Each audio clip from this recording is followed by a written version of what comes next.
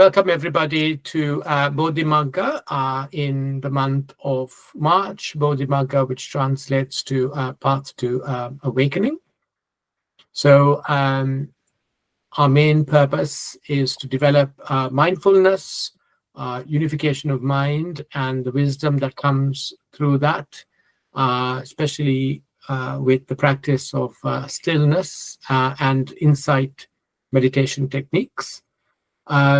We also try to develop our understanding of the Dhamma in relation to the Buddha's Noble Eightfold Path for liberation from dukkha or stress. I think it's a good word.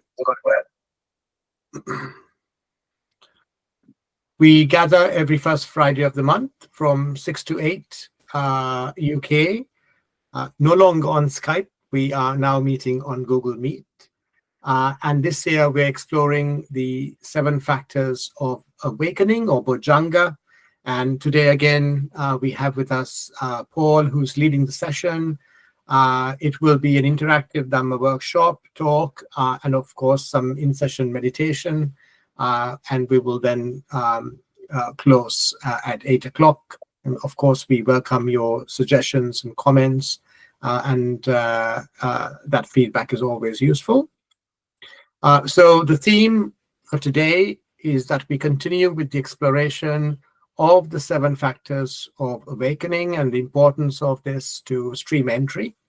And in particular, we will be going deeper into the first Bojjhanga, which is mindfulness or Sati, particularly in relation to how the hindrances are countered by developing mindfulness. And our instructor is Paul Vincent Cable, who, as you know, has practiced meditation for well over 20 years across Europe, US, and Asia with leading Theravada teachers. He's got an excellent understanding of the suttas and the Theravada meditative traditions. And, you know, I think one of the salient points is that he's optimizing his life for the practice of Dhamma. And we can see that. And clearly, we have all really enjoyed listening to the very practical teaching that Paul has shared with us over the last several months. So with that, I close the opening few thoughts and over to Paul. Thank you, Gihanta, very much. Can you hear me okay? Yes, we can. Wonderful. Yeah, so firstly, thank you so much to you all for being with us today. It's really wonderful, actually, to see so many of you here. And what we're going to be doing, as always, really is doing what's possible to really bring the Buddha's teaching, which is extremely practical. The Buddha, everything the Buddha said was entirely practical, was entirely pragmatic. And so what we're doing with these sessions is to really see what we can do to see how to apply what he's saying directly into our lives, directly, really into every aspect of our lives, and really directly into every moment of every aspect of our lives, to really live the Dhamma. That's why we're here. Because when we can do that, what happens is our lives just grow. You know, as we grow spiritually, we grow in happiness, we grow in peace. Gradually, we feel more fulfilled. We experience less stress, less suffering, and we progress further and further and further, deeper and deeper and deeper along the path to really complete liberation. So what we're going to do today specifically is, first of all, we're going to do some metta. And when I say metta, it's, if we really reflect on what the Buddha said about metta, about the extraordinary, unimaginable power of living with metta, of bringing forth metta, of the effect that it has on our hearts and minds, of the effect that it has on our happiness, of the effect that it has on our sila, purifying all of our behavior, of the effect that it has on our samadhi, and ultimately the effect that it has on wisdom. So when we're bringing forth metta, we're not merely spending some time being friendly, as some people say. It's so deep, it's so profound in its impact. So we're going to spend some time doing that, and then gently in the practice, in the meditation, moving into satipatthana. So just guiding our hearts and minds into mindfulness, into sati, and through the four foundations. And from there, and as we do that, we'll start to experience how the awakening factors actually start to manifest themselves. Because one of the things that we've talked about on these calls the past 2 sessions since we started in January is what the Buddha spoke about, which is that when we bring forth mindfulness, all of the other awakening factors start to arise. So it really has this extraordinary ripple effect. And as we practice, as we practice sati, as we practice really all the foundations of sati, so the satipatthana, we really start to feel that. So we're going to talk about that as well. And then last week, for those of you who were here, you'll recall that we started to talk more about how when the awakening factors really start to come forth, the hindrances start to subside. So the hindrances are those things which the Buddha described as forces of mind which really darken the mind. They cloud the mind, they obscure the mind. So they cause suffering in so many ways, and they obscure wisdom. But the opposite of those, literally like the exact opposite of those, are the awakening factors, the 7 awakening factors, because these are these beautiful qualities of heart and mind which give us vision. They allow us to see, and they bring just extraordinary happiness, and they are what carry us along the path to freedom. So last week we spoke particularly about the first of the hindrances, sensual desire, kama chanda, and we talked about how we looked into our lives and we saw how desire tends to arise, sense desire tends to arise, what kind of things tend to create it in our lives. And for all of us, it's different. There are 13 of us on this call, so there are 13 different hearts and minds, really quite different. So for all of us, it's different.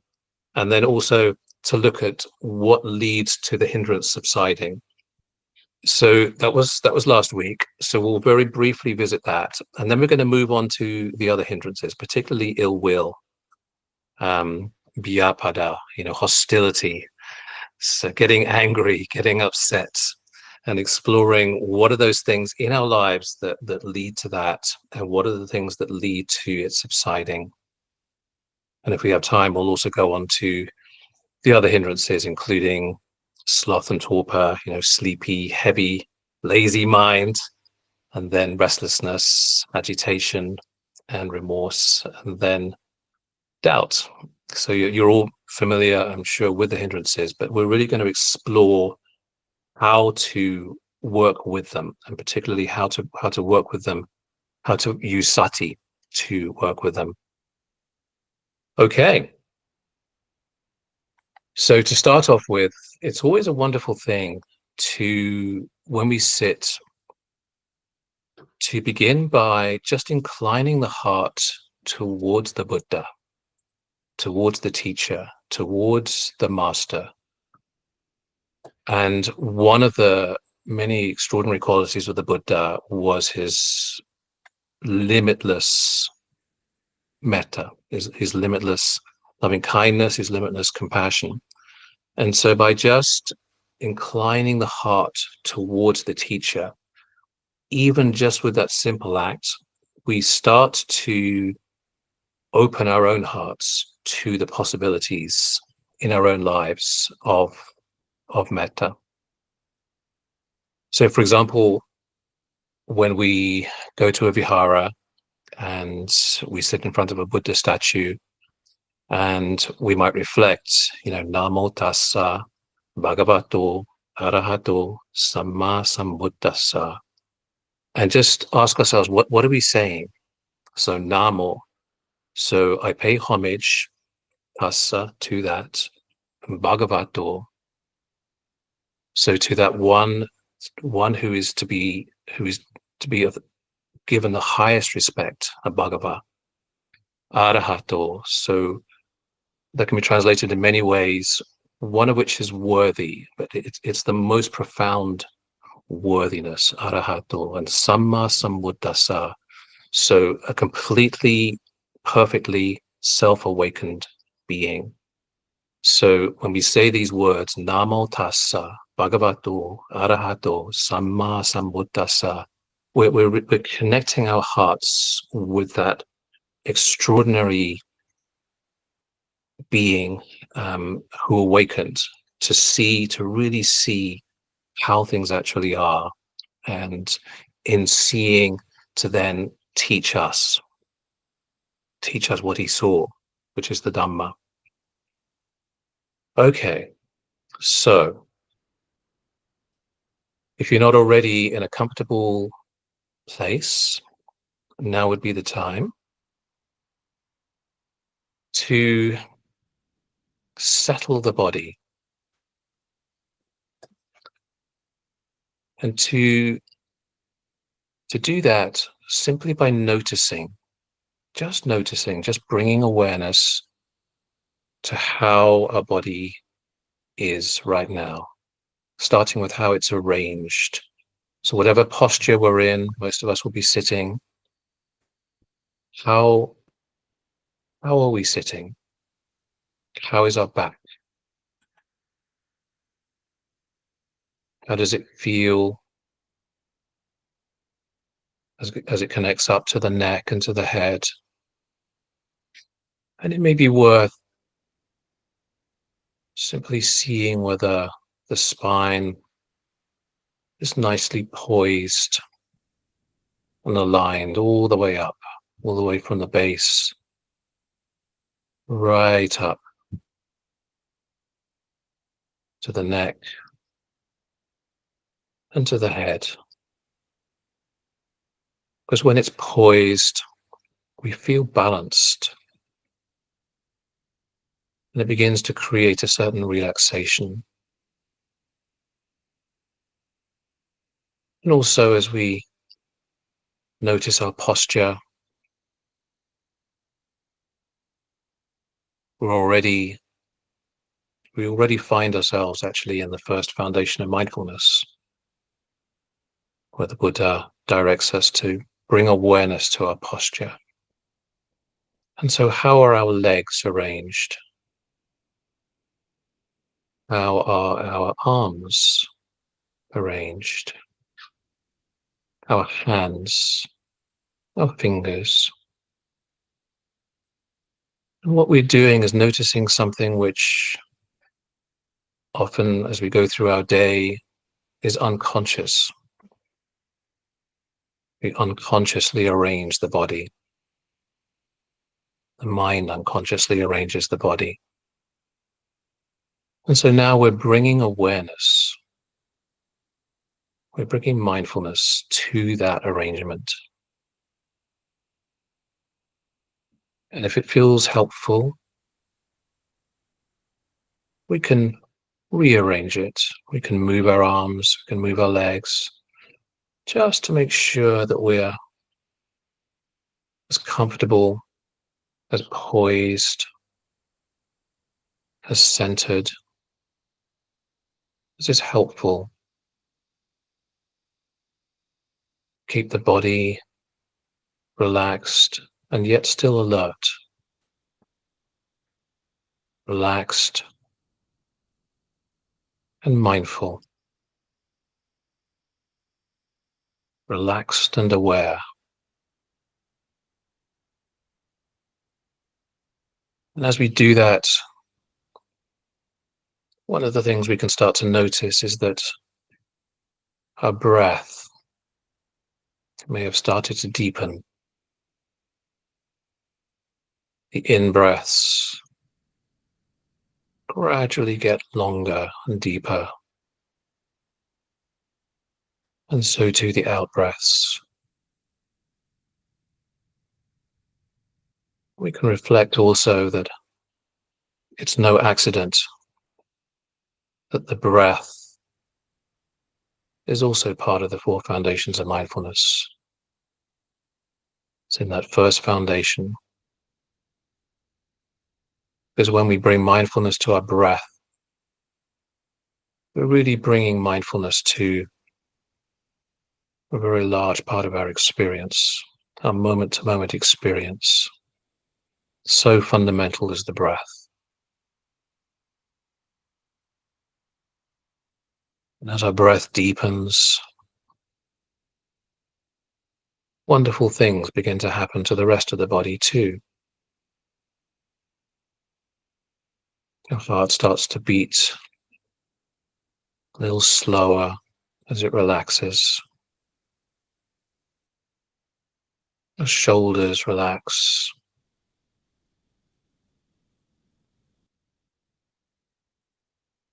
And any other tensions which may have accumulated during the day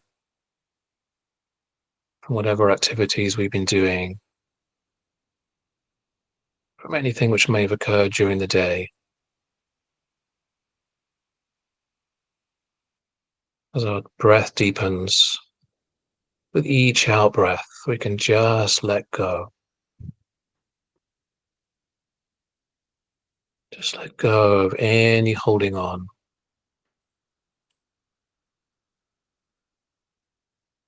Anywhere in the body.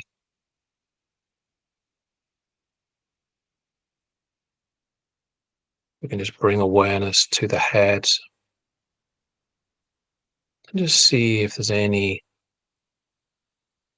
tension anywhere, any part, the crown of the head, the back of the head, the sides, our face, forehead, our eyes, cheeks, lips. Just letting go. Just relaxing. And so too, bringing that relaxation down into the neck, shoulders,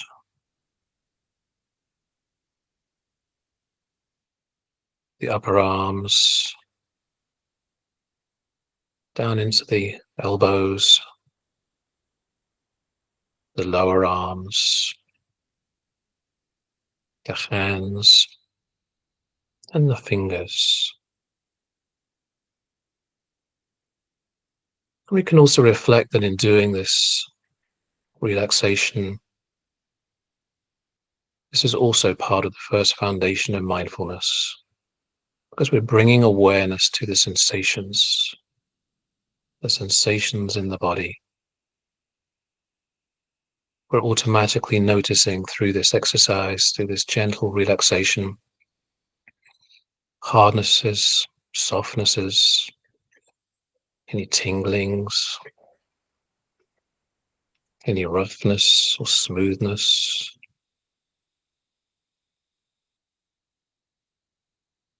Any heaviness or lightness, any pressures. All of these relate to the sensations in the body created by the 4 elements, particularly right now the earth element.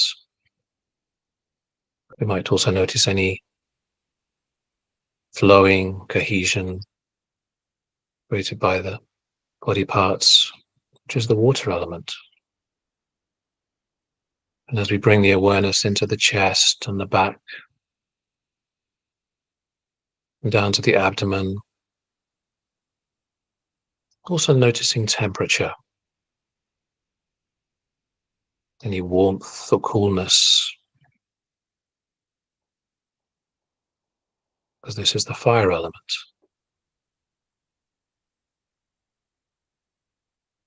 And bring that awareness further down the body, into the hips and the upper legs and the knees.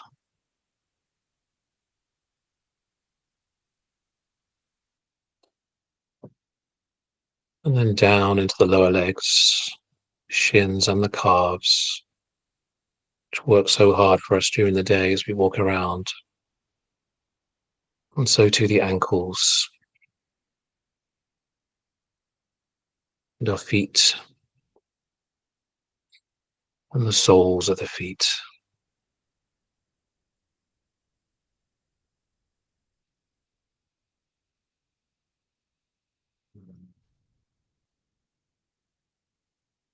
And also mindful that any movement in the body, for example, caused by the breath, that's the air element. And so in this simple scan, we've already begun to bring clear awareness to the four elements that make up the sensations in the body. We've already begun to bring awareness to our posture. We've already begun to bring awareness to our breath. We've already accomplished so much.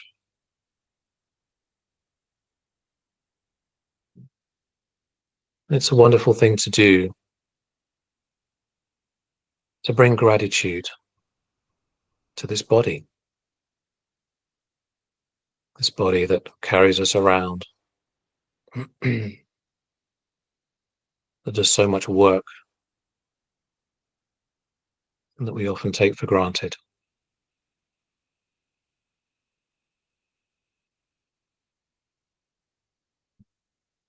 The muscles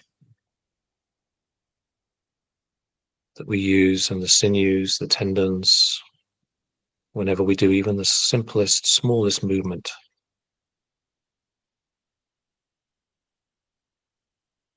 The bones that give our body its structure. And all of the internal organs which we need for our energy to convert the food that we eat, the air that we breathe, to nourish the body, to support our health, to support all of our activities. And so we can very gently and lovingly just thank the body that's carried us this far in our lives.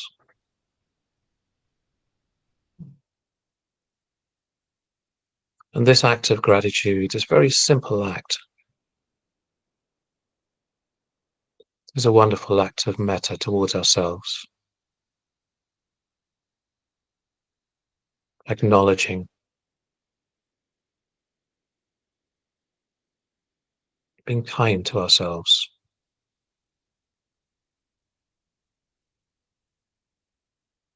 Being gentle with ourselves.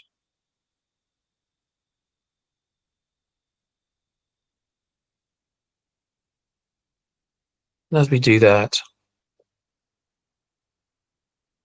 it's also a wonderful thing to forgive ourselves for anything that we may have done,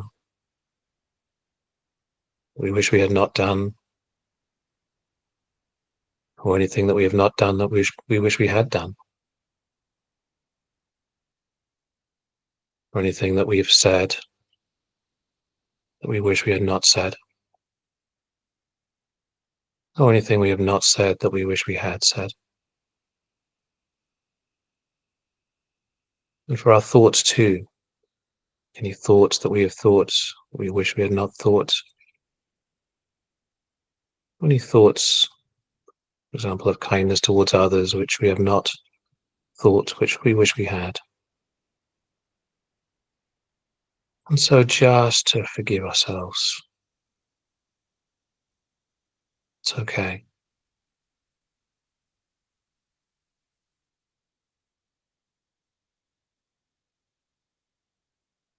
And so we're acknowledging to ourselves that life is hard for all of us. We go through so many challenges, so many difficulties. And often we're hard on ourselves.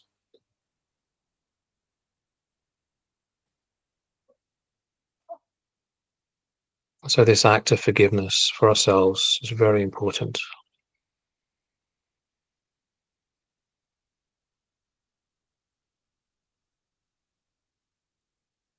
It helps us feel lighter,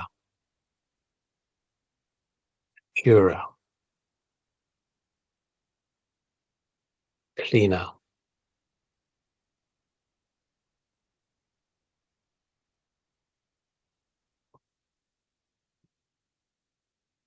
And so too, to open the heart and to bring into our hearts anybody whom, even today, or perhaps in the recent past, or perhaps in the more distant past, we've felt upset with, we've been angry towards.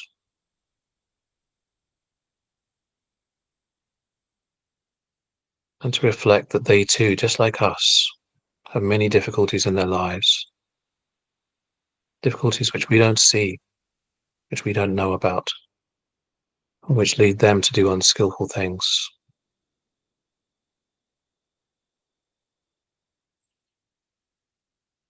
And so as we bring them into our hearts, to allow ourselves to forgive them too.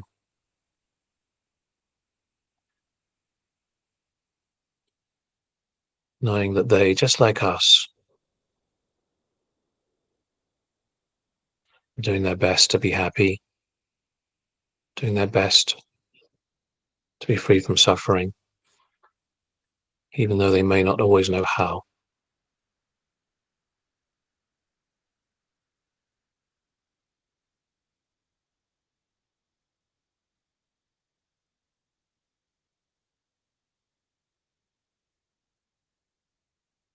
We can reflect too, we can bring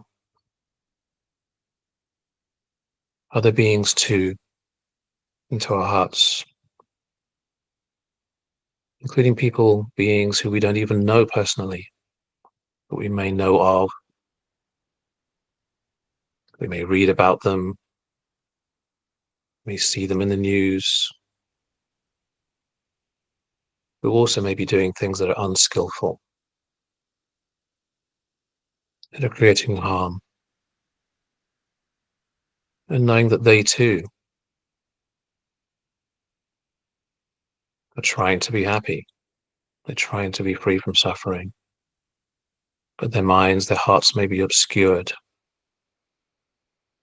with delusion and other unskillful qualities, just as ours are too sometimes.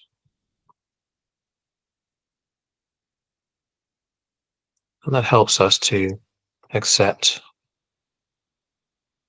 and forgive, and to let go of any upset or blame.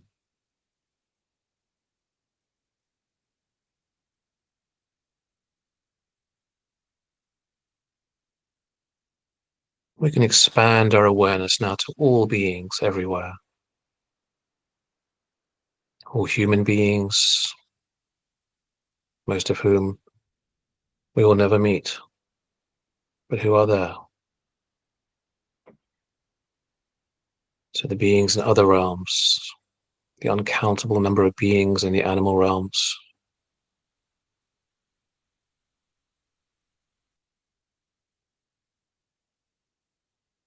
in the ghostly realms, the Paytabit realms, those who are suffering terribly in Nidaya, in the hell realms.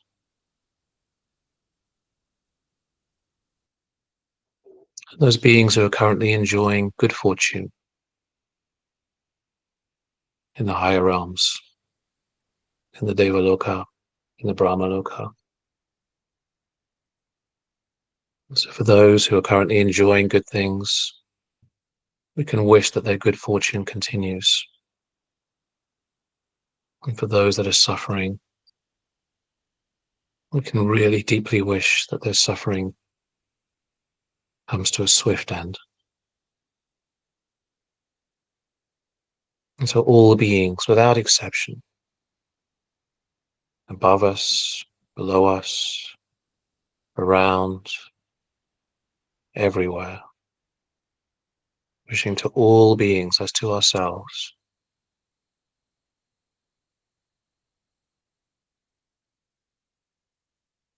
to be happy, to be safe, to be healthy, to have ease in their lives and not difficulty,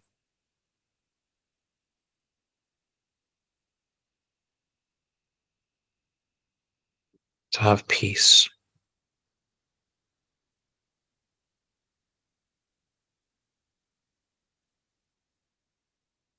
In doing so, our hearts are free, free from hostility, free from ill will of all kinds.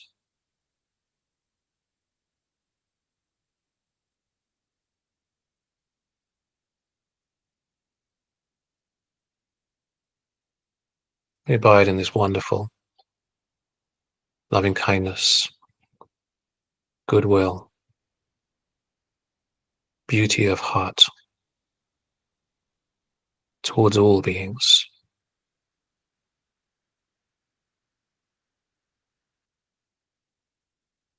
without exception.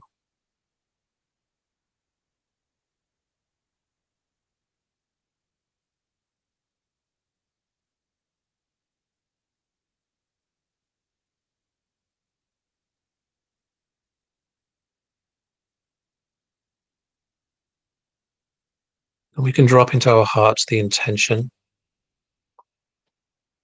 that throughout the rest of today and the rest of this coming weekend and the next week as it unfolds, the next month, the rest of this year, in fact, till as long as life lasts for each of us,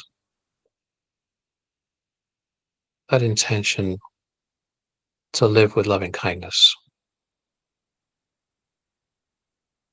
to live with compassion,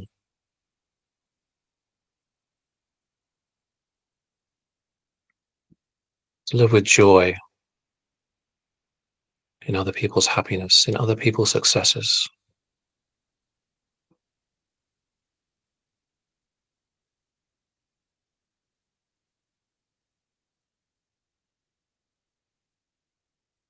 And in so doing, we can also remember that other people's happiness is not in our control. That all beings everywhere, including ourselves,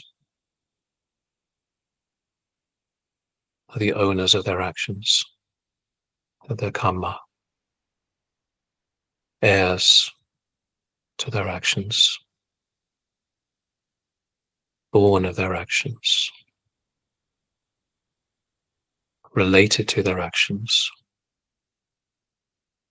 That all beings, including ourselves, we live supported by our actions. And really, whatever actions we do, whatever actions, skillful actions or not, of those actions, of that karma, we will be the heir.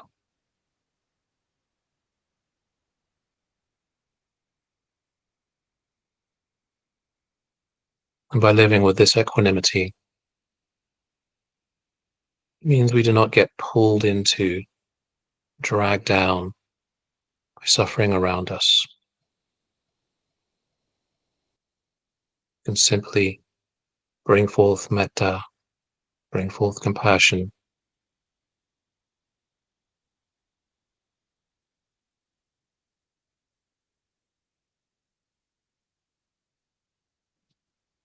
While knowing that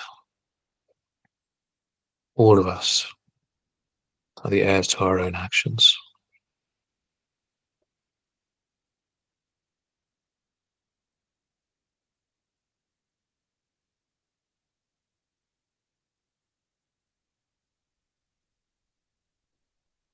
And that this equanimity reflection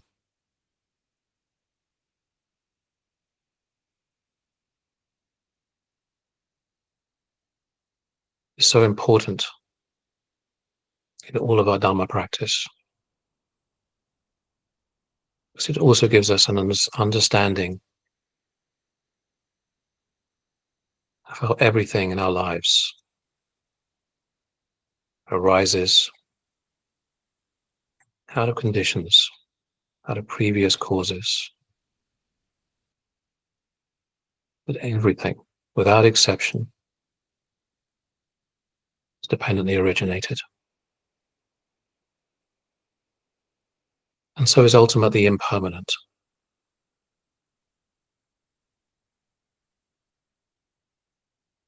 It's not within our control.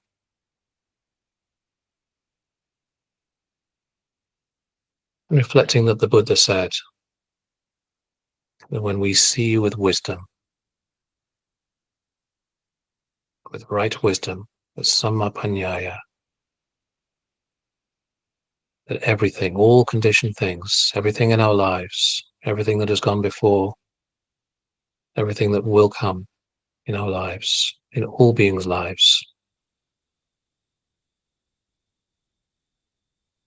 arises dependent upon causes and passes away. And when we see this deeply,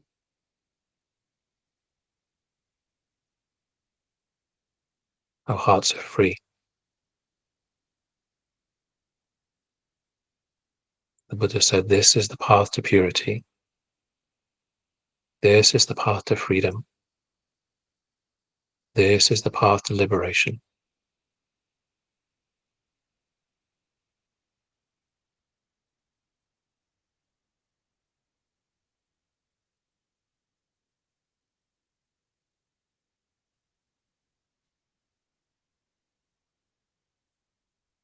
Wonderful. And in your own time,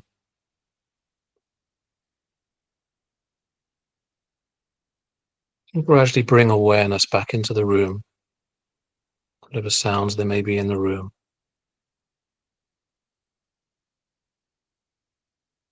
Your eyes are closed. You can gently allow them to open.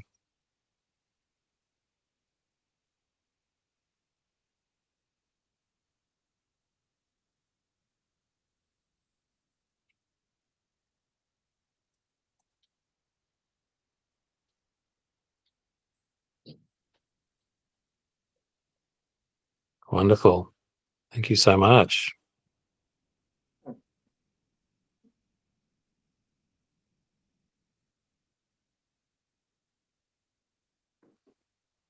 And so what we're going to do now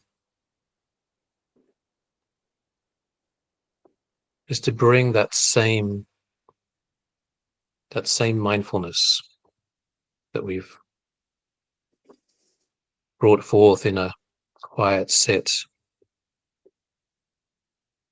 And we're going to use it for an exploration of our daily lives.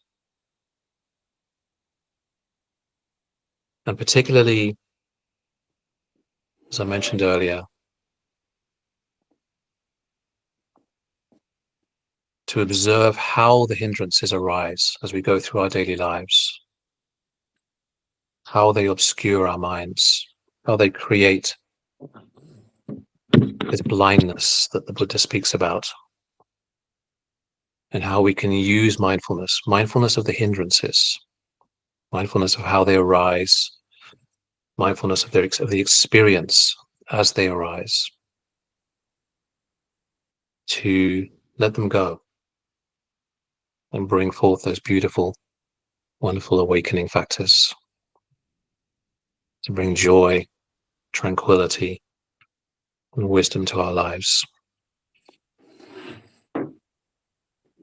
Okay, wonderful. So those of you who have been on the calls before, you will know that I often suggest noting things in a diary, in a Dhamma diary. So if you have your Dhamma diary to hand, that would be fantastic. And a working pen. You may, of course, want to take notes on a device, an iPad or laptop or whatever.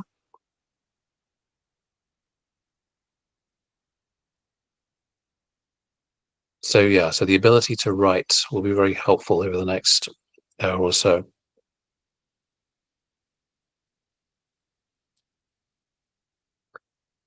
So we spoke in an earlier session about the hindrances, and we talked about one of the sets of similes that the Buddha speaks about how they obscure our hearts and minds. So for example, with desire, when the sensual desire, what that does to the mind. So you may remember the simile of the Buddha gives of looking into water and trying to see down to the bottom of the water, the pebbles below. But when there's a lot of craving, there's a lot of desire in the mind, it's as if red dye has been poured into the water and we can't see it. Another simile the Buddha gives for desire, and as we all know, there are so many sources of desire, attractive things that we see, that we hear, that we smell, taste, touch, and even think about. Another simile he gives is the effect that it has on us is of being in debt. So that experience of having taken on a debt and being harassed, harangued by debtors, writing to us, calling us up, knocking on the door, all kinds of horrible things. And so that experience of being harassed, the Buddha gives for when desire is in our minds, and we often don't see this because the mind is lost in desire. And as we spoke about last time, one of the characteristics of desire is pleasant feeling in the body. And so, as we're full of either lust for another person or desire for a particular food or lost in some beautiful music or whatever the desire is, what we don't see is the insatiable nature of it, that there's no amount of that that's going to give us ultimate satisfaction. And then actually when we really pay attention to it, it actually feels like being extremely thirsty. And hopefully none of us have ever drunk seawater, but apparently the experience of drinking seawater, that salty water, no matter how much you drink, it actually makes you more and more thirsty. And the Buddha spoke about craving it in this particular way. It can never be satisfied. It can never be satiated. So last week, those of you who were with us, you wrote in your Dhamma diaries those things in life that create desire and explored what leads to the desire and then what leads to the passing away of the desire. So this week, as we spoke about, we're going to focus firstly on the second of the hindrances, which many of you will know is ill will, vyapada. So this has a huge range from very minor,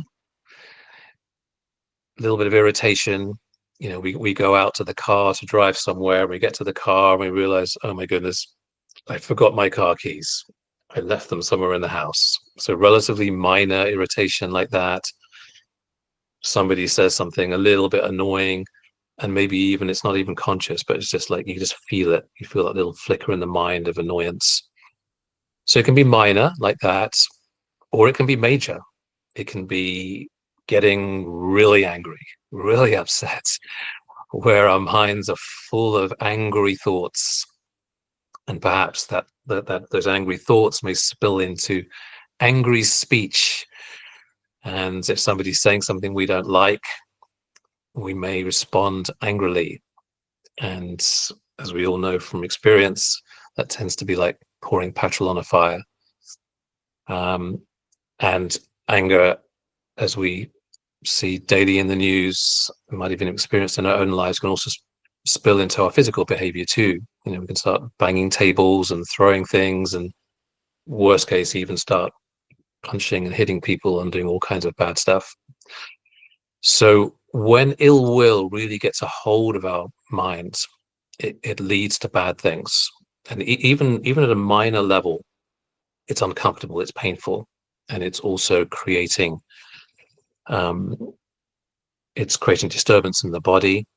It's creating it can even, like a lot of it can create ill health over a period of time. So even at a low level, it has a lot of impact on our life, on our well-being.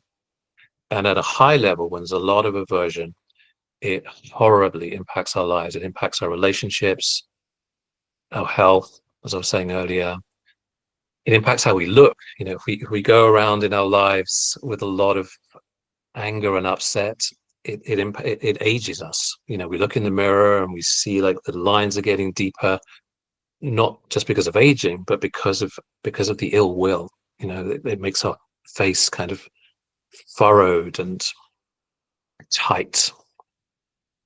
So anger has horrible effects. It's also, as you may know, been linked to severe disease, and you can measure. There are lots of studies measuring what happens as upset, as anger builds in the body, what then happens to our blood pressure, what then happens to a lot of to our internal organs. It has really severe impact on the body. And ill will can last a very long time. An interesting set of similes that the Buddha gave. He gave many for ill will. One of them, which we're going to work with a little bit right now, is this one. So the Buddha said, for all of us, depending on our temperament as we were born, depending on how we were brought up, depending on the conditions we're in, we're like one of three things. We're either like water. So what he meant by that, or how he explained that, was, you know what it's like if, so imagine you're near a pond and you get a stick and you put the stick in the water, and you know, you just kind of dip it in the water and then take it out. How long is the disturbance in the water going to last? Not very long, right? So for some people, when anger arises, it goes quickly. So the upset, you feel the upset, and within a few moments, a few minutes, it's gone. All right. So some of us, the fortunate ones among us, are like water. Anger does not last long. All right. So then the second category of people are people who are like sand. So you may remember from your childhood, you've done things like you're in a sand pit, or you're by the beach, and you get a stick and you draw in the sand. All right. You might draw a person or whatever it is. So how long are those marks in the sand going to last? Well, one thing for sure is that they're going to last longer than in water, right? They're not going to last a very long time, because at some point wind and water are going to wash them away, but they will last a while. So that's the second category of person, where when you get upset, when you get annoyed, when you get irritated, it persists for a while. It might persist for a few moments, for a few hours, could be the following day. You're still thinking, oh God, yeah. So it can last, and could even last longer than that. But then there's a third category of person, This is those of us who are like stone. So it takes a lot, of course, to make a mark in stone. But when it does, that mark is there years, centuries, even millennia. It can last a very long time.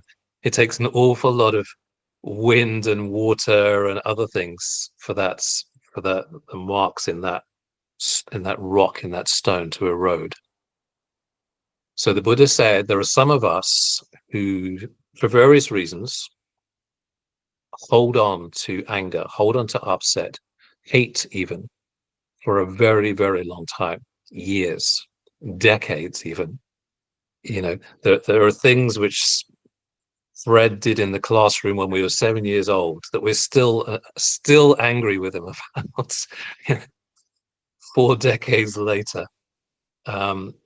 Very often it can be with close relationships, things our mother, father did, our siblings did, close friends did, which were extremely upsetting, which many years later, sometimes, we're still holding on to.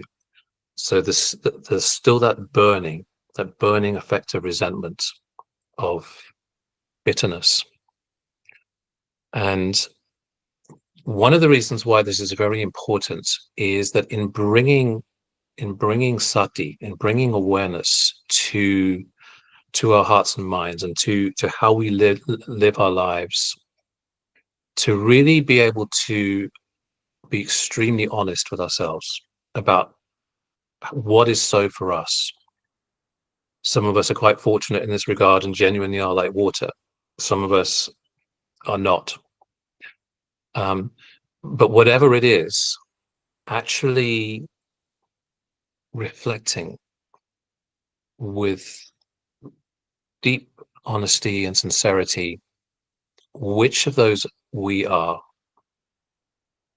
So the first thing I'd like you to do in your Dhamma diaries is to just spend a minute or two, I'll give you in a minute, and to look back over your life, and particularly to look at the people in your life. Some people you may still be in contact with, maybe a lot of contact because they're friends and relatives, but maybe people that you haven't seen for many years. And just to ask yourself, am I holding on to anger? Am I holding on to resentments? Am I holding on to annoyances from things? And if so, how strong is it? And how far back do they go? Is it genuinely things which just happened recently, and the annoyance or the irritation, the upset, the anger is quite mild? Or are there things which there's still really I just can't let this one go? Okay. And in doing this, to ask yourself, am I like water? Am I like sand? Or am I like water? Or am I like rock, rather? So am I like water? Am I like sand? Or am I like rock? And a very important thing with this, and this is actually, so one of the pitfalls in the practice, big pitfall, is in comparing ourselves to others. So when somebody else is reporting their practice and it sounds like they're doing really well, it's like, oh, oh gosh, I'm not like that. This is terrible. Oh no. And it can happen in lots of different ways. You know, somebody reports that they've got fantastic samadhi, or they saw this and that in their practice. And also with this, you know, these where we're seeing how the hindrances affect our hearts and minds. That in the context of ourselves, and that's really the only context that matters, there's no better or worse. So even somebody close to us or somebody on this call is like water and we're like rock. That's just how it is, and that's totally fine. what's important is just simply acknowledging what's so for us. And the more we're able to do that in our practice, to be able to see what's so, the better our practice will go, and the faster our practice will go, and the more chance we have of liberation as soon as possible. So this ability to see as things are is really central to our whole practice, central to our whole path. And there's no better and there's no worse. That's just how it is. Okay. So you probably already come to some idea of which one you are. I'll just give you another minute. If it's helpful, just to close your eyes and drop into a meditative space. You don't have to do that. Just whatever's useful to help you access what's so for you with this second hindrance. Okay, so 1 minute from now.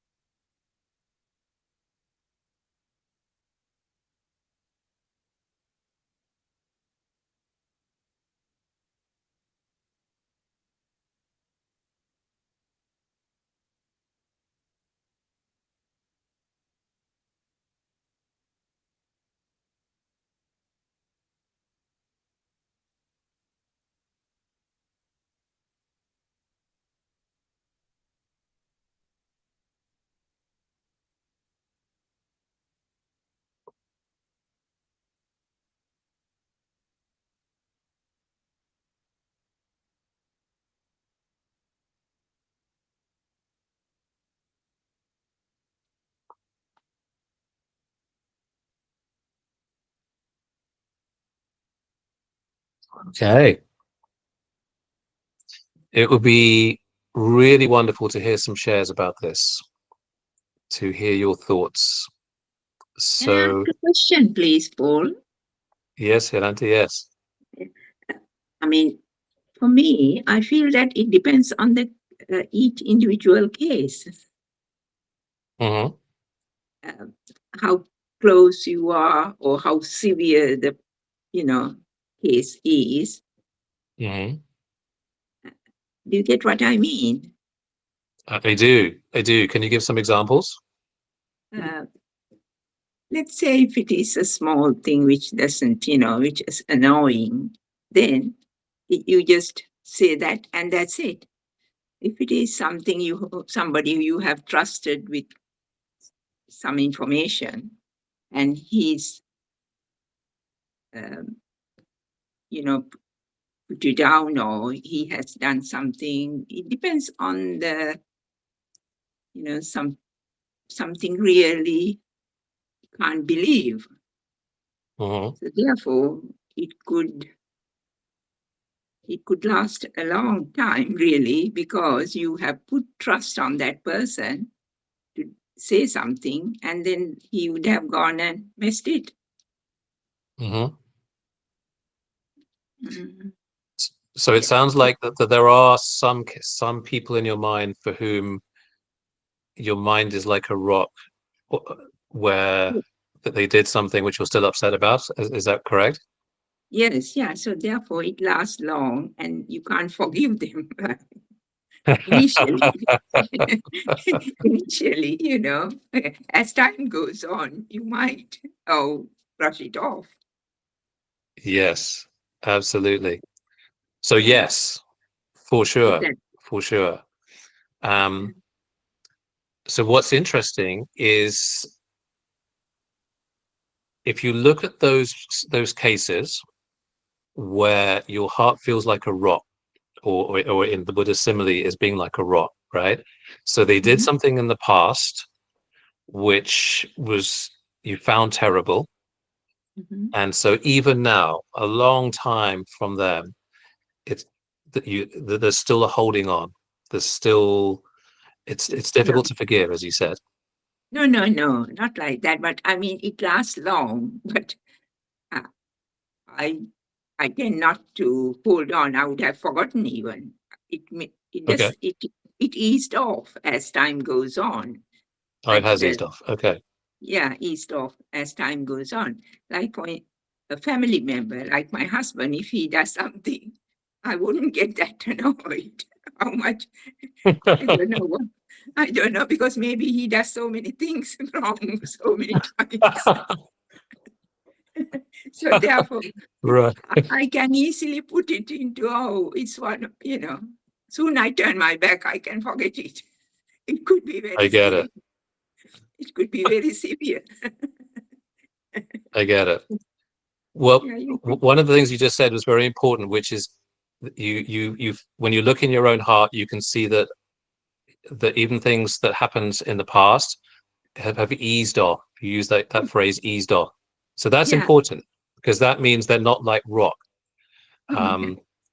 Right. But if there are people who did things in the past that you were really upset about, and when you think about them now, you're still pretty much as upset now as you were 20 years ago, whenever it was. That's being like a rock. Yes, yeah. No, I have never been like that. Got it. People, Okay. yeah. Understand. So it sounds like you're more like water or sand. Would that be accurate? Yeah, yeah, yeah. Well, with the time lag, if you see what I mean. I do. Oh, completely. Absolutely. Yeah, Absolutely. yeah. Great. Well, that's very helpful. Like what you observed about your own heart. So you can see. Well, first of all, you can see that there are beings in your life where upset has arisen, but you can also see that over time the upset has eased off, as you say, has gotten less. So the anger or the resentment has gradually lessened. Is that right? Yes, and also, no Okay. matter how severe it is, I tend to do loving kindness more to those people Very for good. Wonderful. my for my peace of mind, as well as for them to realize the effect. So I believe in so much in the Dhamma that I do pray for them that they will realize it. Nevertheless, I keep on doing the loving kindness. Wonderful. Sadhu. That's great. That's great, Yaranti. Exactly. Um, yeah, no, that's beautifully done. And for some people, and I do even include myself here in certain circumstances, um, the upset, even after many years, and even after doing metta, it's still there. So yeah, so it can, but it sounds like not in your case, but for some of us, it does burn deeply after a Also. long time. Yeah, yeah. Got it. Okay, wonderful. Well, thank you for sharing. Very, very helpful. Thank you. I see a couple of questions. I hope I'm pronouncing your name right. Izzy? Sorry? Oh, Yeah, am sorry. I pronouncing it? It's Yasastri. Sorry. I think this Oh, is it's my Google. Yasastri. Oh, Yes, I it is. see. Sorry. Yasastri. Uh, Okay, wonderful. uh, Thank you for the meditation and this talk. Yeah. So my problem is I forgive a lot of people. I try to, and so over a long time I have been forgiving people, but these people keep on like hurting me. So it's very difficult over the years. I'm like talking about like maybe 20 years. So and most of the time these people you can't, you have to sort of, you have to have a permanent connection with these people, but you forgive and then you forget and you start all over again, and again it happens. So I find it, I don't think I'm like rock at all. I think it's like a sand, but the waves come and erase the line, but then the person keeps on, or person or few people perhaps, they keep on drawing the line. So I find it very difficult because you can't detach yourself from these people, but then it keeps on happening. So I think I know, I mean, ultimately I have to practice metta and forgive and try to learn to deal with it, but sometimes I struggle. I try to get away from the I situation. understand. Thank you for sharing it, Sastri. Thank you. What you're saying is very important, because I think for most people, probably most of us on this call, there are people like that in our lives. Could you, Yasastri, if you don't mind just sharing a little bit, and you certainly don't have to name any names, but could you give us an example of the sort of things that somebody might be doing which are, ongoingly creating suffering for you?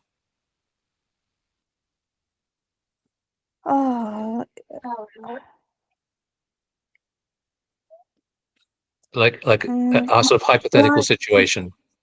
It's a bit difficult because these people are in my personal. life. Yeah, that is. I understand. Yeah, so it's just that. I understand. So I say I forgive, forget, and I always reset. I always like tell myself I know I'm resetting, so it's all new. Fine, this is, and then the same thing happens. Same things means maybe telling nasty things, or completely telling wrong things about me, or it's really, and some people who know me know, well, it's not true, but still it's very, it's not right, it's quite painful. unpleasant. I understand. Yes. Absolutely. In any of those cases, have you tried communicating with them that, so massively letting? Yes. Yes, I have. We Okay. have gone through, and certain people have even apologized. But it's just that it so happens. Got it. So a few things about this. So this is for all of us, because this is so important. Particularly for people that we're in close relationship to.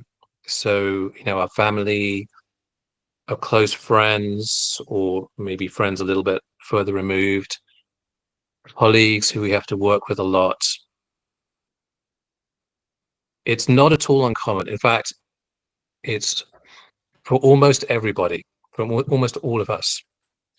There are situations and there are people in our lives who could, for different reasons, say things or do things which create upset for us. So it might create hurt, it might create annoyance, but in some way it doesn't feel okay. So what they're saying or what they're doing doesn't feel okay. And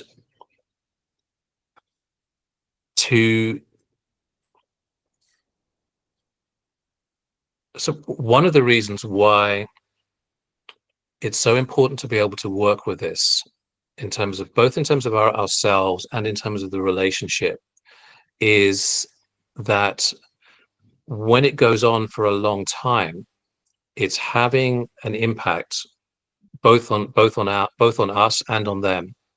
So what I mean by that is that if you consider the equanimity reflection that we did in the meditation, so all of us on this call, all beings everywhere, throughout the entire world, we're continually creating karma through our actions. So whatever we think, whatever we say, however we act with our bodies, we're creating future results with that. And we know from what the Buddha taught us that when we think or when we speak or when we act from a heart and mind which is either full of craving or full of ill will or full of delusion, that has painful consequences for us. And that's true for all beings everywhere. It's not just the 14 of us on this call. It's literally every single being in the universe.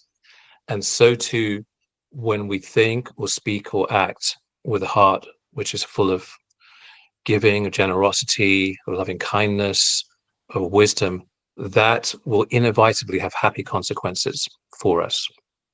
And that is also true for every being. So the reason I'm saying this is that sometimes, not always, but sometimes when we're in a relationship with somebody and they continually speak in a way or act in a way which creates upset for those around them, perhaps for us in this particular instance, in certain cases, they're not actually aware that what they're doing is hurting, that what they're doing is harming. So it's a deeply unconscious pattern or behavior. I mean, there's somebody that I can think of who continually says things which kind of undermine other people. So it's sometimes even to their face, and certainly to other people. And it's a very, very deep habit that they have. And that habit is creating suffering, not just for the people that they're talking about, but actually for them themselves. And so it can be, particularly where we think there may be listening for it, that there may be space to actually communicate it, as an act of compassion, as an act of love for them, not just for ourselves and protecting ourselves, but also for them, to communicate it gently, that what they're saying is actually hurting us and hurting other people, because they may not actually be aware of it. So that's the first thing. So in other words, not to assume that what they're saying or what they're doing is being done out of tremendous malice, for us or for other people. It could be some unconscious conditioning which has been driven by insecurity, for example. If somebody feels really insecure in their lives, sometimes they go around undermining other people in order to feel less insecure. And there can be other reasons too. So it's not necessarily out of ill will, out of hostility, that they're going around behaving in this kind of way. And so simply by sharing with them that what they're doing is hurting, that might be enough. Certainly not in all cases, but in certain cases, it's enough for them to think, oh my gosh, I had no idea I was doing that, just no idea. And so in making that communication, we're protecting ourselves, but we're also helping them. We're also giving them a gift, because that behavior of theirs is creating karma for them. It's creating akusala, unwholesome karma, that will ripen in suffering for them. And so simply by communicating this, if there's listening for it, we're really serving them. We're really helping them. So that's one point. That's one thing. Another is for ourselves in how we communicate. So let's say we make the decision to communicate that what the other person is doing is hurting us, is harming us in some kind of way. So you may well have come across the Buddha's criteria for how to communicate a difficult thing. So if you make the decision to communicate that what they're doing is hurting you, the Buddha said the words that come out of your mouth must meet 5 kind of criteria, which you probably know. So the first thing is it actually true? Is what you're saying, as far as you know, actually accurate? So are you, just to check that you're not exaggerating, you're not in some way misrepresenting, but you're just, is it in your mind really, really true what you're saying? The second thing is a very important one, which is it timely? So if somebody else is really upset or angry or distracted or lost in some activity that they're doing, is that a good time to be communicating this? Probably not, right? So timeliness is very important. So there'll be particular times when they may be more receptive to hearing what you have to say than other times. The second one is it beneficial to them? Is it serving their welfare? What you have to say? So is it serving yours, but also is it serving theirs? Is it potentially going to lead to them having purer, more wholesome hearts, and therefore saving them from creating painful karma for themselves? And then the other two are also super important, because you could say something that's true, you could say something that's timely, you could say something that's beneficial for somebody, but you could potentially also say it quite angrily. You could say it harshly. But the Buddha said the words, no, even if they've hurt you a lot, like really hurt you, that the words that come out of your mouth, or the communication if you're writing, because sometimes writing a letter is better, must be from a heart of loving kindness. So it must be metaphor and gently spoken. So only if your communication can meet those 5 things should you speak, should you communicate. If any one of them is missing, then that will be a time to withhold the communication until you can really meet all 5 of them. But what's really interesting is that sometimes when we have confidence that we are really meeting those 5 things, it's absolutely extraordinary what you can actually communicate to people. Because often we live with a lot of fear, we live with a lot of anxiety that if we offer a correction to somebody, or we offer feedback to somebody, they're going to get angry with us. They're going to get upset with us. They're going to start criticizing us back. They're going to start going around and telling all their friends, "Oh, Paul, he's such a horrible person. You won't believe what he said to me," or something. So, these fears, these anxieties hold us back from communicating.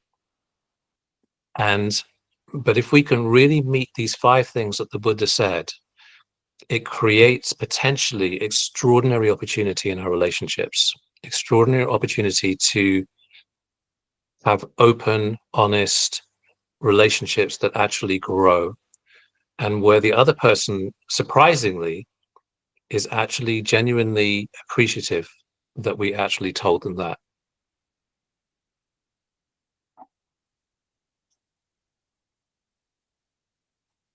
Dale, I saw you have your hand up.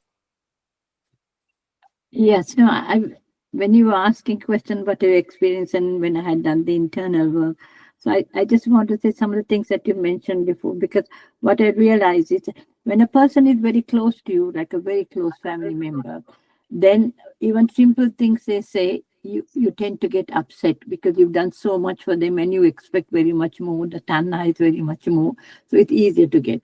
But if it is just anybody, somebody else who says something to you, it wouldn't matter, because you know that it doesn't have much consequences to you, because you're not in any way holding them as confidant, or I haven't told them anything, and you know that people are different. And also it's easier to say, oh, it's only their attitude, or it's only a thought. It's very easy to refer to these things like, these are not real, they are just conventional truths, and it's their only thoughts, and that's only an attitude or an opinion, and you don't have to get into a friction and get irritated. But if it is somebody like your family member who you invested a lot, and you have said, that these are the boundaries and these are what you, and if they do something, then that tends to be much more upsetting to you, because you have invested a lot, and it's a very long-term, much deeper relationship. But what I found is that because we are going for Dhamma discussions and we are getting more and more exposed and more opportunities, that there are, when you actually go and speak to somebody, and this happened to me with a very close family member, and they did something which was really, really not acceptable in any way. I don't want to sort of describe it, but it was very, and I was very hurt, and I didn't. But after coming across the Dhamma and learning, one day I had the opportunity to actually invite them, take them out for a meal, and I told them, and they were quite surprised because for quite some time we had not spoken. We hadn't had any sort of bad words, but we hadn't spoken because I was hurt, and that was my way of protecting myself. But then what I did was that I took them out for a meal and to a place they liked and spoke to them and entertained them, and said, and they were quite surprised but didn't say anything. And I said, you know what? It doesn't help me to carry these things. And I'm now working towards being the best version of myself. So I told them, as a result, whatever has happened is in the past. And for me, the relationship just starts now. And it had a tremendous impact on them. And, even after 3 years, because I was honest, and I told them that I'm choosing to forget about that because it doesn't help me to carry all this. And because I'm working towards me, my own higher self, I've decided just to forget it and carry on from where we started. So I find that, and the other thing I find is that when we do our metta practice, that when we actually radiate after radiating to yourself and to others, which is easy, I spend much more time radiating to people who may have said something that hurts me or something. Easily, I don't have many people who say things. As I said, that it's a close family member. Otherwise, it is. But there have been 1 or 2 people long ago at my workplace. So I bring them even into my mind. I don't have anything against them. And I radiate metta. And what I find is that when you do that and when you meet them, they change. Right? After some time, they change. And they change quite profoundly. And so I find that, whatever you give, like a mirror, it's reflected back. So when you stop and your perceptions and everything you empty, so you stop and you listen to your inner listening that says, oh, that one is horrible. So you listen, you stop everything and you listen to your inner listening of what you're saying. And then you empty it all to nothing. And then you take a fresh start, and when you start recreating the conversation, what comes out is a very different way because you don't have all these perceptions that you've had. And that has a tremendous impact, and you actually recreate each other. And it only gets better and better. It's a lot of effort to do this, but these practices are spoken of now, and they're available to us because we realize the impact that if we have negative emotions, that all this is energy. Our thoughts are energy, actions are, everything is energy, and energy has vibrations. And you realize that the higher when it's generosity or when it's compassion or, loving kindness, that these are very, very high frequency vibrations, and they have very beneficial effects. So when you know these things, and in your mind, when you bring awareness in, you can realize, and you can, as you practice, you can feel when you're suddenly feeling uncomfortable, wherever it is, that there is something in your mind that is either irritation or anger or hurt or something like that, or regret. And because you're mindful of that, you bring the opposite feeling to empty everything out, and you bring in, and without solving the problem at the level of the problem, you actually go to the solution. And then when you work it, and it works really miracles after some time. You got to do it for a while, and you don't get disappointed because and also like what you said, that this too will pass. So even if you're not successful the first time, that if you persist with it, that it will. And we do that. And also what is very helpful, that in a family, if you have opportunities to, it's not always easy, it takes time. If you are involved in for me, it's easy because we have only one child, she's an adult now, and there's the 3 of us. And whenever we say something without realizing, not maliciously, but because we are in a hurry or because we're upset or something, and we say something, we have said that at once we say, really what you said, just think about what you said, because I don't feel comfortable. So we very quickly tell that. And then the other one immediately apologizes because it's nothing to do with them, it's because of it. So you have all these kind of strategies that you have, and they really help you to not that every time you are a winner, of course not, but that this too will pass. All these things, when you find that the level of aggression that you have, you can minimize it. But what is more wonderful is that the metta counteracts it, and it really has a very positive effect on changing these things. That's just my share. Absolutely. That's wonderful, Dale. Yeah, you said so many very important things there. Just a couple of things to speak more about. Excuse me.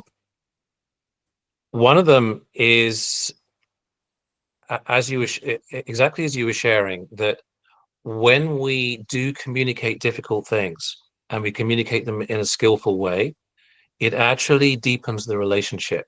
It creates trust where previously there wasn't, and it creates the space for the relationship to grow and deepen, and actually be a beautiful relationship rather than withholding things. That's so important.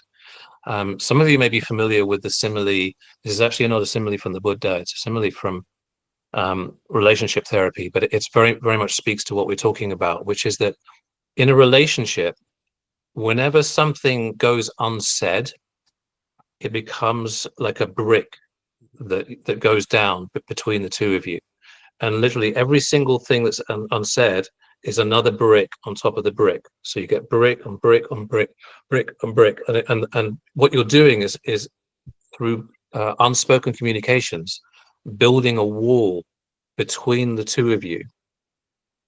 And the higher that wall gets, the more unhealthy the relationship gets. And at some point, the wall gets so high, you can't even see over the other side. And that's the point where a relationship just completely breaks down.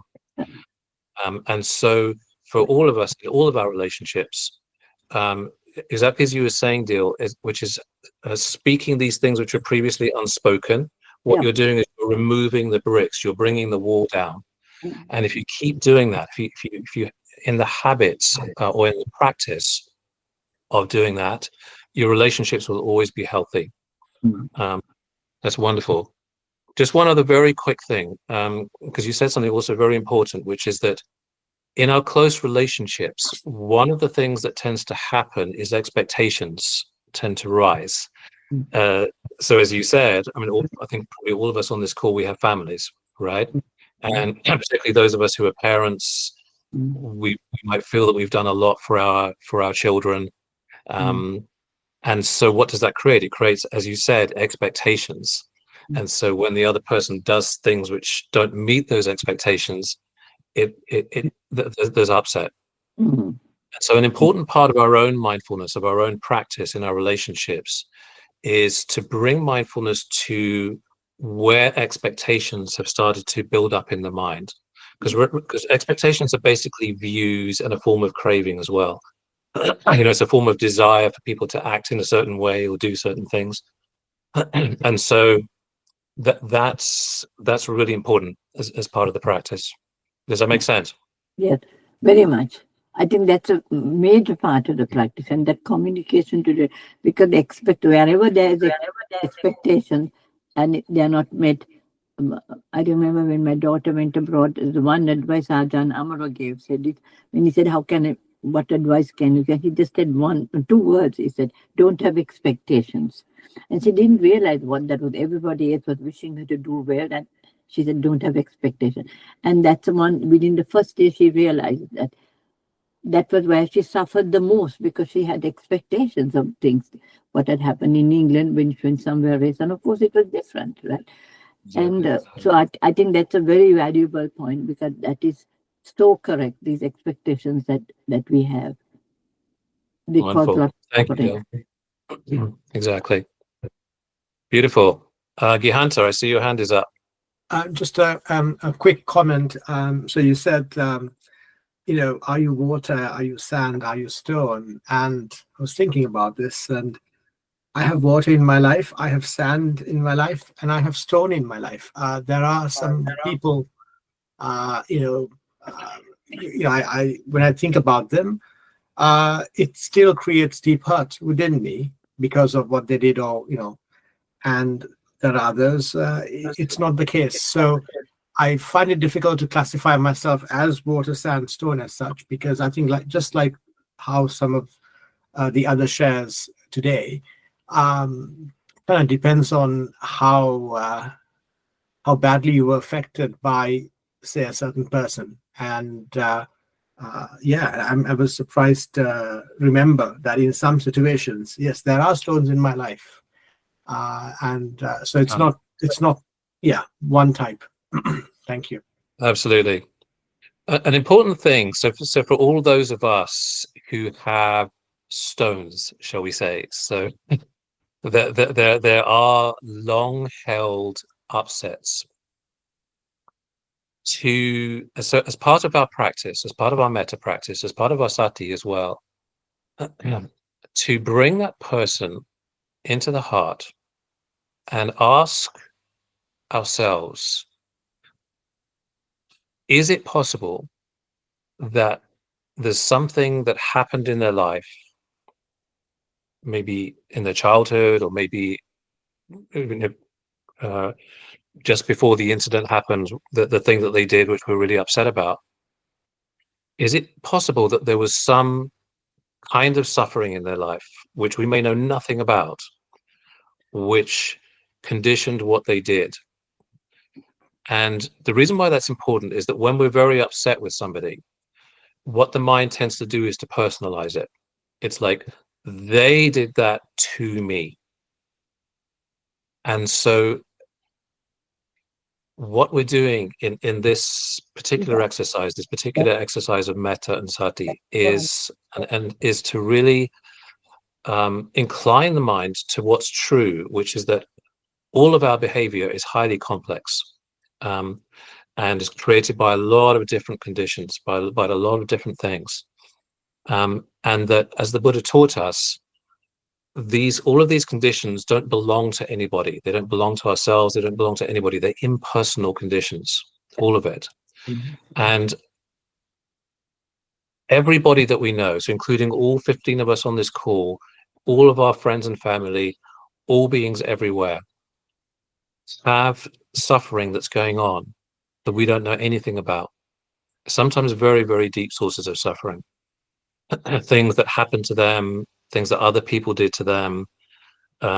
It could be that they're going through a lot of suffering relating to health, relating to finances. It could be they're completely broke and they're going through horrendous financial stress. Could be big problems at work. We don't know. And it could be very often, actually, that when people do bad things, it's really just kind of spillage, if you like, from stress that they're experiencing elsewhere in their lives. So we take it personally, but actually has nothing to do with us. It really doesn't. And so by looking at it in this deeper way, and just seeing that the complex causality of everything, it takes the sting out of it. And sometimes, actually, if we really reflect that way, it can lead to us just completely letting go of it. It's just like, I just had no idea. It never occurred to me that was going on for them.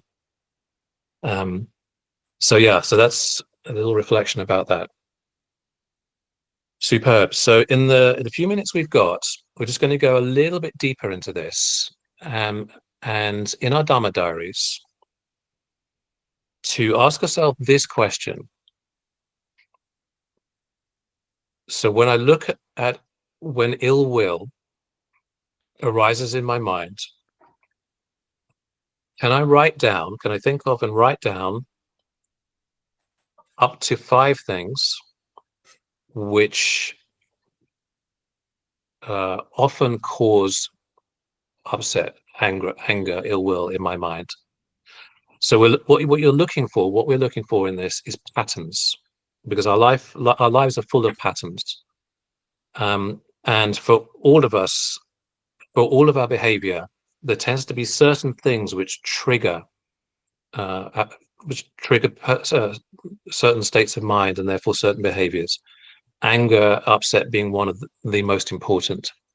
So when we can actually see what the patterns are, what the triggers are in our daily lives that are causing this upset continually, it's much easier to bring mindfulness to them. It's much easier to see them as they arise, and it's much easier to catch the anger before it starts to get really inflamed.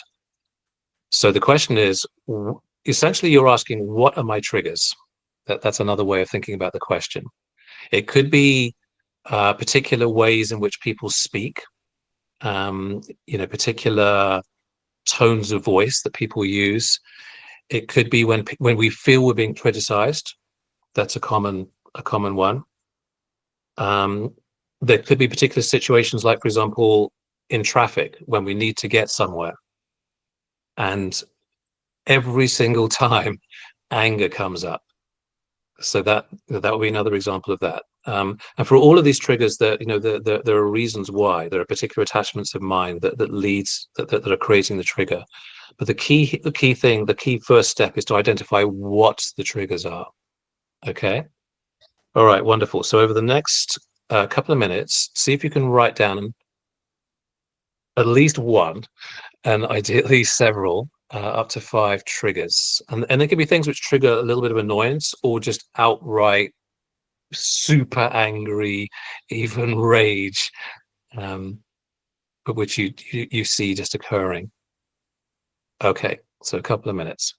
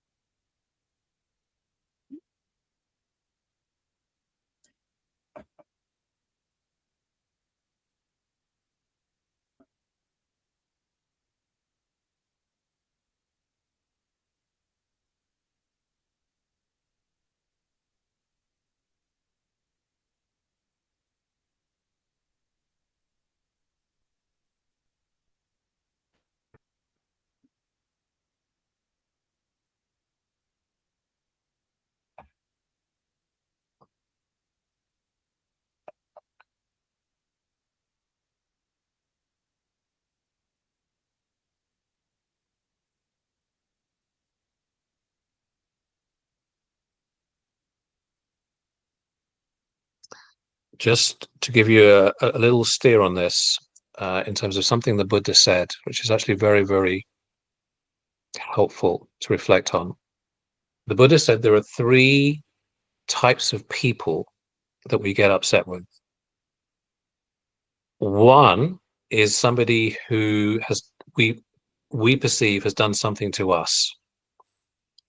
They said something, they did something, but basically the action was towards us. The second is when somebody does something that we like bad to somebody that we love. And the third is somebody who is friends with somebody that we dislike. So if somebody's done something bad, and then we see, like, a friend of ours going to that person and kind of having a coffee with them, that is potentially a source of upset, of anger. So as you're looking in your lives, to also just to consider those 3 categories as well. Okay, so just another minute or 2.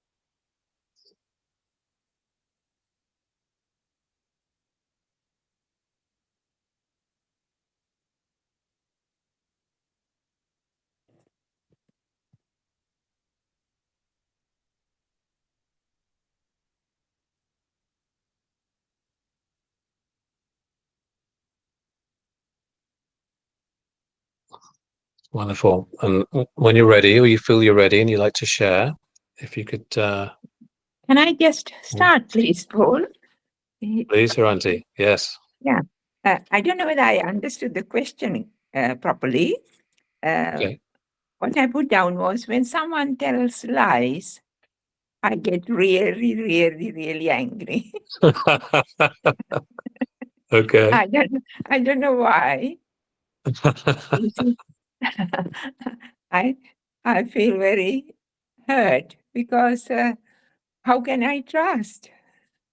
The question comes Okay. to my mind. Have I understood the question correctly? Perfectly. Yeah. Okay. And the other one was something else. And I like the person, and he or she has been,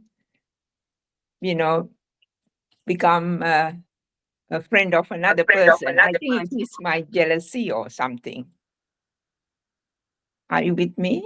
Because Yes. I'm very fond of somebody, really. And then that person gets friendly with somebody else, and I'm just wondering whether that could be something where everything to start up. Hmm. It's like a Absolutely. internal jealousy. It's something I need to be more detached from people Hmm. rather than giving my heart and lungs to them and then getting upset. I so I That have could be. yeah. Yeah. A couple of thoughts. A couple of thoughts about both of those things, Saranti. Yeah. So on the second one, when jealousy arises in the kind of situation that you're talking about, if you look in the heart and you look in your own heart and you ask, what could be causing this? So one of the things that often creates jealousy in exactly the kind of situation you're talking about is where we feel a sense of loss. So it feels like this person who loved us or loves us, but they no longer do. So they're transferring their affection, their love to another person. So it feels like we've lost something. Mhm. Does that feel so for you? Yeah, I think so, sort of like getting friendly, getting very close to people Hmm. all the time. My dear ones have told me you get so close to people, you give your heart, Hmm. and after a while you get so upset and you can't, bear to see that person. This is an Understand. observation my close people have told me. I just want you to comment on that. Is there any psychology behind that? Yeah, well, I mean, for sure there is. It could be quite a few things, but in terms of what to do about it, one of the things is what you're doing, which is bringing awareness to it. So it's seeing it's opening the heart and seeing what's so. And you expressed it, beautifully. The second thing is that the remedy for jealousy or envy is mudita.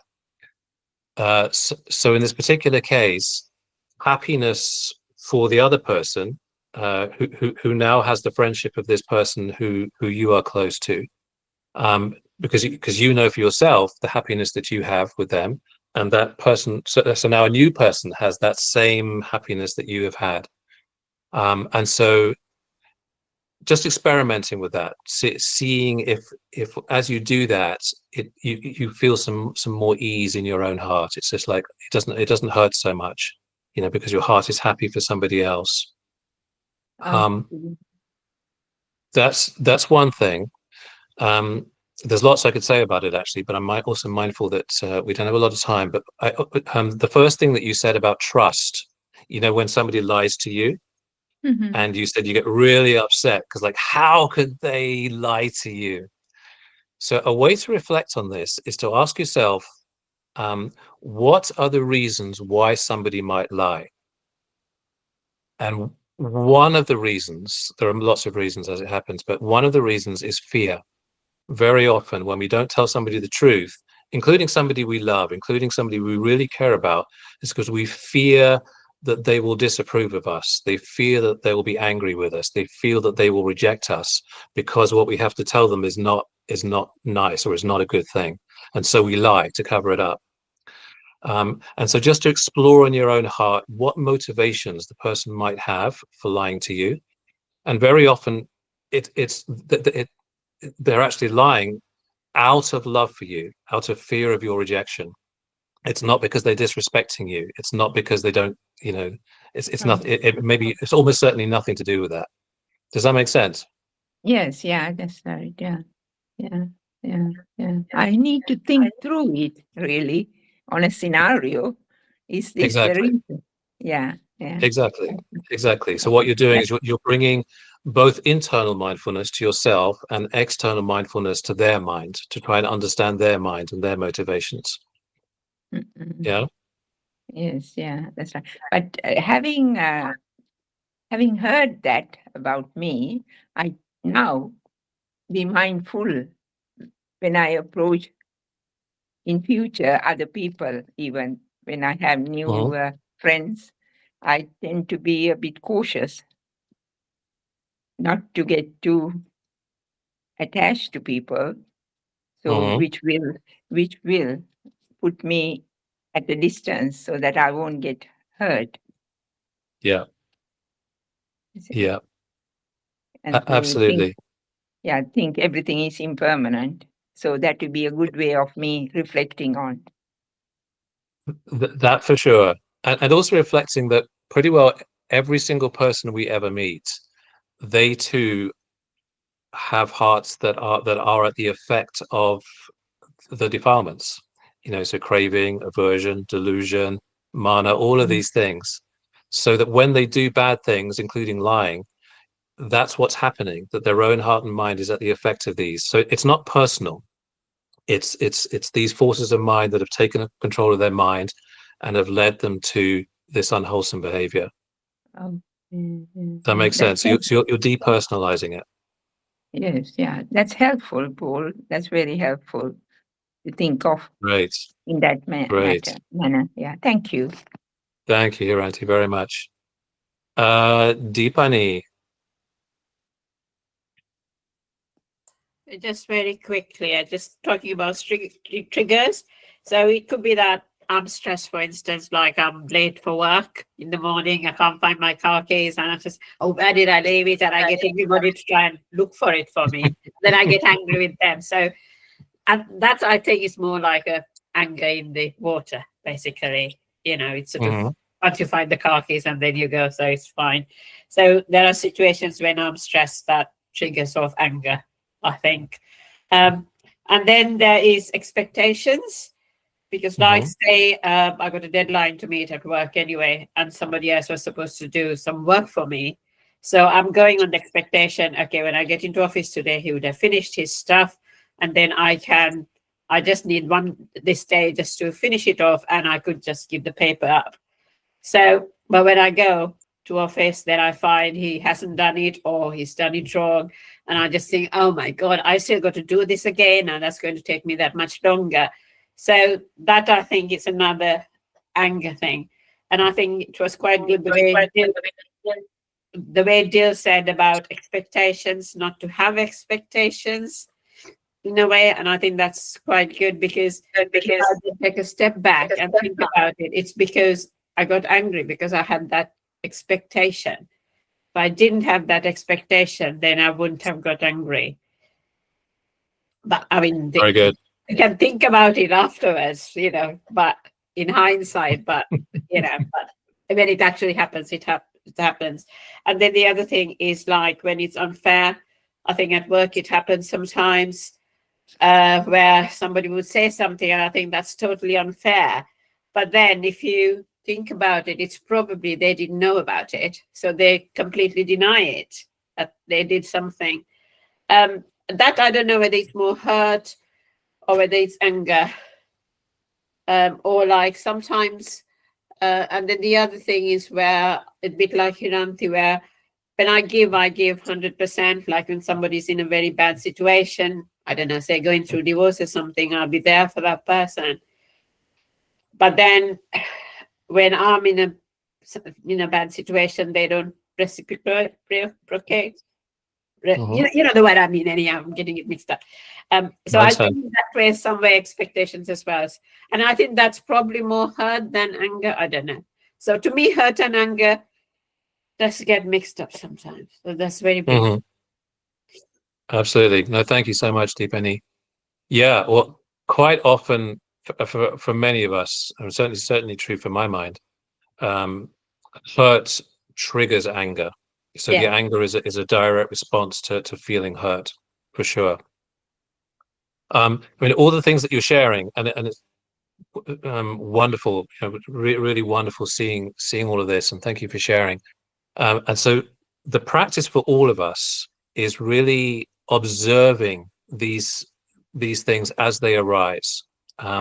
So observing, for example, the expectations, as we've been speaking about, which is often craving, desire for certain things to happen in a certain way, and views, thinking people should act in a certain way or should be fair. These are views. And so what we're training ourselves to do is to use the mindfulness, is to use the sati to see and learn our own mind and learn these patterns of our own mind, and to see how these defilements arise in the mind, and then create pain for ourselves, and sometimes for other people as well when we start getting upset with them. Really, this is all part of our mindfulness practice, because you're all sharing so beautifully, seeing the causes of anger, of upset. So as you go through your lives, so as you go through your daily life, or for all of us, between now and when we next have our next call, actually watching the mind and seeing these forces as they arise, because when the mindfulness sees it arise, the anger, the upset, the hurt starts to dissipate, it starts to let go. But when it's not seen, it starts to run our minds like a computer program, you see. So the sati has that beautiful quality of seeing and knowing, and in exactly that act of seeing and knowing, of letting go. So it's extraordinarily powerful. It gives us freedom. It means that we're no longer controlled by these patterns. Does that make sense, Deepani? Yeah, thank you. Thanks. Thank you so much. Finally, Dil. You're muted. Most of the things I was wanted to share has already been mentioned by Hiranti or Deepani, but however, the way I respond to it is very different, without reacting. For example, one of the things that really annoys me, and like Hiranti, is when somebody tells lies. And if people who don't matter to me and who are just acquaintances or just somebody whom I met, I don't mind even when I know, but when somebody very close to me, family member, says a lie, but I react, I overreact to it, and I've noticed this pattern that I just go berserk. And one of the things is that from the time I was very young, that was one of the things that I really looked after my speech, not to lie. So it's a very big thing with me. So in fact, I get teased, oh, you don't lie, so therefore you don't. It's not that I don't, but for me, that has been a very part of my practice. However, I've realized that my reaction to it is so abnormal that now what I do, I listen carefully. And often they lie not because they want to hide anything or deceive. They've got to a pattern, and when it's occasionally something, oh, always this is what you do or something. And then they said, always? Right. And then I kind of speak about it to them, and then it's really not important. It's just a figure of speech for them. For me, it's a huge thing, but for them, it's not. And it's not worth my getting angry. So that's how I deal with it, because otherwise it can knock me off completely. The other thing I do, what I've realized is that sometimes you speak and people are busy doing things, or they are in their own thoughts quite often. and they don't actually listen to what you're saying. And so you find that you said something, and then when you ask, they don't know, and then you have to repeat it again, then you got to raise your voice, and then you're accused of, you're repeating things, and you're angry, and you're shouting. And yes, that happens because in the first instance, they have not listened to what you say. So I found in that instance, the way I looked at that pattern was that because people are busy and people have their own thoughts, and it's probably not the right time for them because they are on a routine and they're doing one thing to another, and they're not receptive to you. So what I do now is I go and say, right, now I'm speaking and I'm saying them, are you listening? So it's like in ADHD, what you do to kids who can't, you have, because then they said, yes, I'm listening. I said, okay. And that kind of, otherwise this kind of reactionary behavior, somebody, you say something and then 5 minutes later, they don't know what you have said. And then you say, why, but I did say, and then, you just have a verbal kind of crosstalk, which is totally, and so you recognize your pattern and you see what you can do. So that's another thing.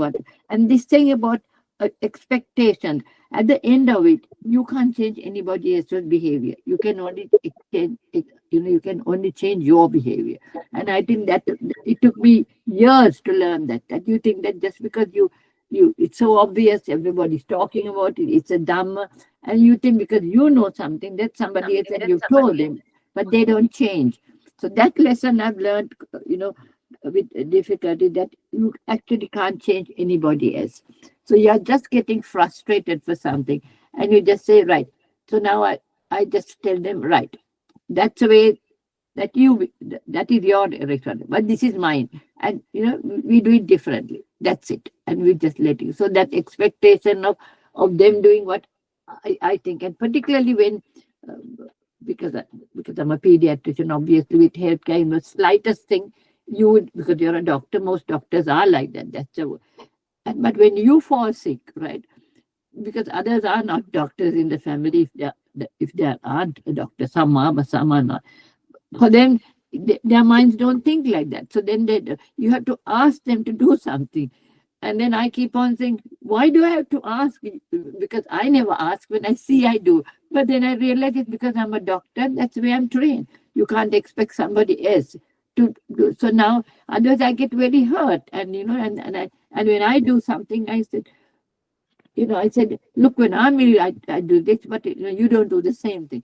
And also now, more recently, but when somebody has a problem, I also find it very useful to go and say, right, I know it's, I've been hurt or whatever, but I think the Buddha said it's compassionate to heal people and to do. So I'm coming with a lot of metta now, even though something had upset me, because I think that when you heal people and when you do something, and I can completely move aside all the hurt and do something because it's a good thing you're doing and you know that the Buddha told you and you can do it.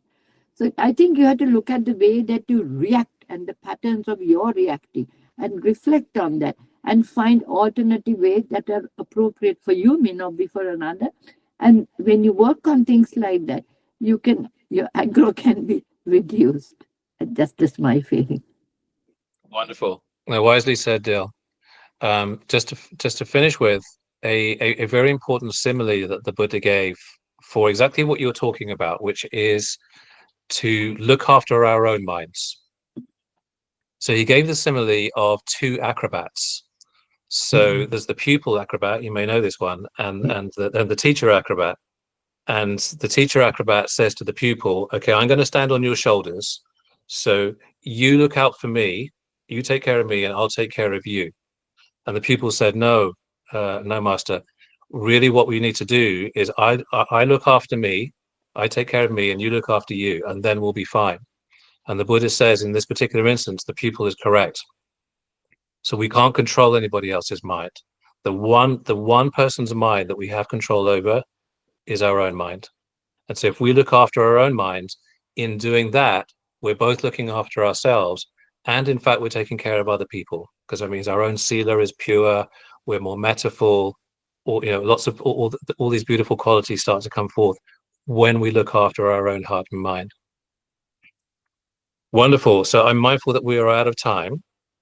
So firstly, thank you so much, all of you, for being on this call and I'm very mindful that there are so many, we're all busy. There are so many things we could be doing this evening, but we've all chosen to be here, to speak the Dhamma together, to share the Dhamma, to look in our hearts, to practice meditation. And so that's just a really wonderful thing. So thank you all so much. And may the merit of this wonderful Dhamma gathering and all of our wholesome actions today and throughout our lives, all the wonderful things that we have done, all of our generosity, all of our sila, all of our bhavana, may that all be cause and condition for our as swift as possible liberation, our reaching the stream, reaching the next path and fruit for those of us who are already in the stream. And we share that merit with all beings everywhere throughout the universe, wishing that all beings everywhere may be liberated as soon as possible. May it be so. Thank you. Thank you, Paul. Thank you, Paul. Thank you, Paul. Thank you all. Thank you all so much. All right, so we'll Thank see you, you in a Paul. month. Thank you, Thank you, Gihan, Paul. Yes. for organizing, as always. Thank you, Paul and Gyanta, both of you. It's been a wonderful evening. Thank you so much. Okay. I think Paul has already left the call, but yeah, just to say thank you all for joining, and a huge thanks to Paul. I think it takes tremendous energy and insight and compassion to run a session like this. So huge thanks to Paul, and huge thanks to everybody else who has joined our meeting today. And the next BODHI MAGGA will be on the 4th of April in a month's time. And we shall meet then. I will now conclude our gathering with the verse from the Dhammapada, and then we will close.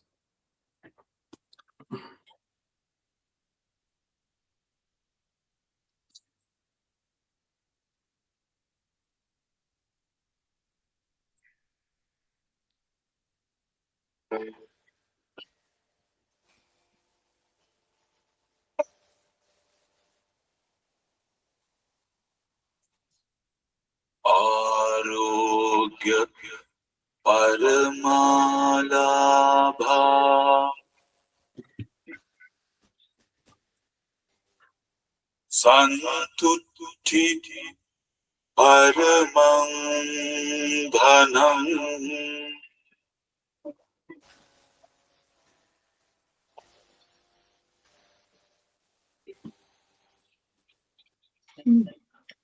Vissasa Paramanyati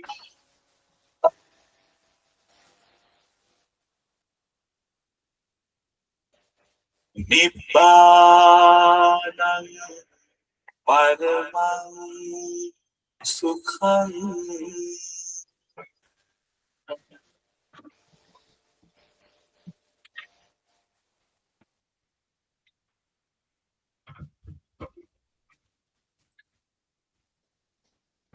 Okay, have a good evening, everybody, and we will see you back in April. Take care. Bye. Bye. Thank you. Bye.